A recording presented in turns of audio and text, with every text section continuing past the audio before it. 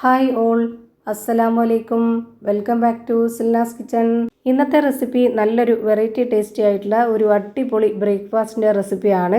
റവ കൊണ്ടാണ് ഇത് തയ്യാറാക്കി എടുത്തിട്ടുള്ളത്. കറികളോട് കൂടിയോ കറികളില്ലാതെയോ ഒക്കെ കഴിക്കാൻ പറ്റിയിട്ടുള്ള നല്ല അടിപൊളി ടേസ്റ്റി ആയിട്ടുള്ള ഒരു പലഹാരമാണ്.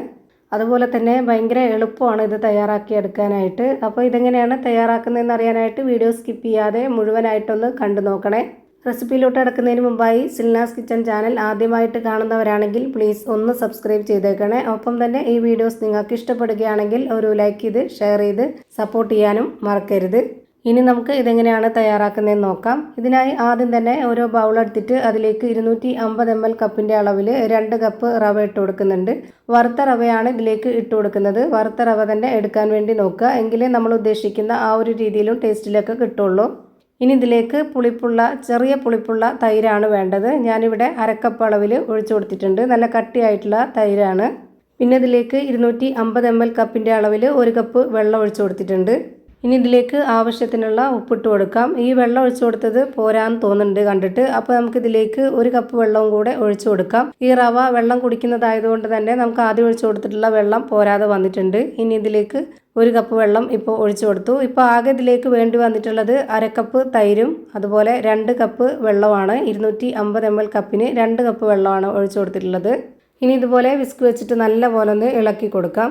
ഇനി അടുത്തതായിട്ട് ഇതൊരു 10 മിനിറ്റ് നേരത്തേക്ക് ഒന്ന് റെസ്റ്റ് ചെയ്യാനായിട്ട് മാറ്റി വെച്ചേക്കാം. അടുത്തതായിട്ട് സ്റ്റവിലേക്ക് ഒരു പാൻ വെച്ച് കൊടുത്തതിന് ശേഷം ഫ്ലെയിം ഓൺ ആക്കി കൊടുത്തിട്ട് അതിലേക്ക് കുറച്ച് ഓയിൽ ഒഴിച്ചു കൊടുക്കാം.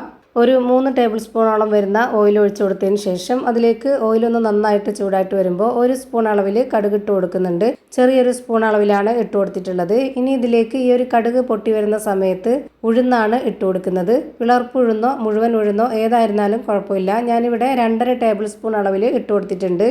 ഉഴുന്നിന് പകരം തുവരപ്പരിപ്പോ സാമ്പാർ പരിപ്പോ ഉണ്ടെന്നുണ്ടെങ്കിൽ അത് ഇതേ അളവിൽ ഇട്ട് കൊടുത്താലും മതി. ഇനി ഇതെല്ലാം എണ്ണയിലൊന്ന് വറുത്തെടുക്കണം. ഇത് വറുത്ത് ഒരു പകുതി വേവാകുമ്പോൾ തന്നെ നമുക്കിതിലേക്ക് ഒരു 4 അല്ലി വെളുത്തുള്ളി ഇതേപോലെ ചെറുതായിട്ടൊന്ന് കട്ട് ചെയ്തിട്ട് അതുകൂടി ഇതിലേക്ക് ഇട്ട് കൊടുക്കാം.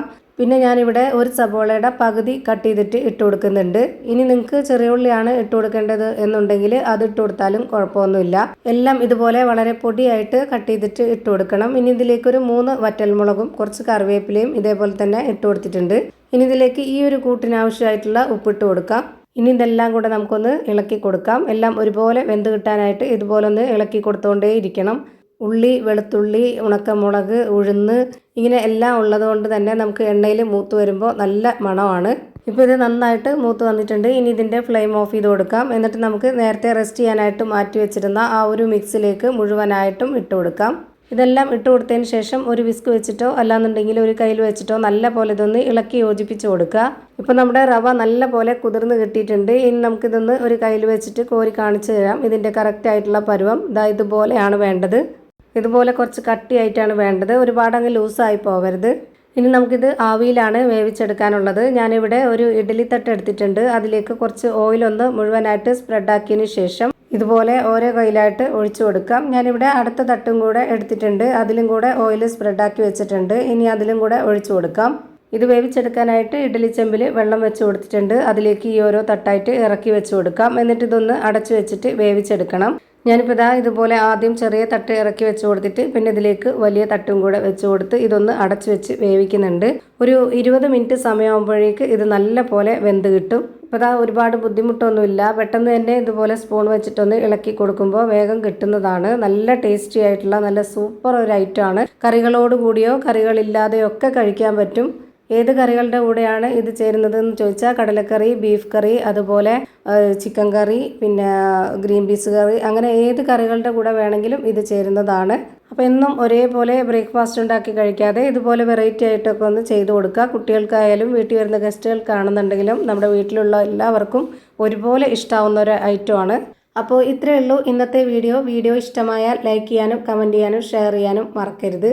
ഞാനിടുന്ന വീഡിയോസ് ഉടനടി കിട്ടുന്നതിന് വേണ്ടി സബ്സ്ക്രൈബ് ചെയ്ത് ബെല്ലൈക്കൺ അമർത്തി അതിൽ ഓൾ എന്ന ഓപ്ഷൻ എനേബിൾ ചെയ്ത് കൊടുക്കാനും മറക്കരുത്. പുതിയൊരു വീഡിയോയുമായി വീണ്ടും വരും. Thank you for watching.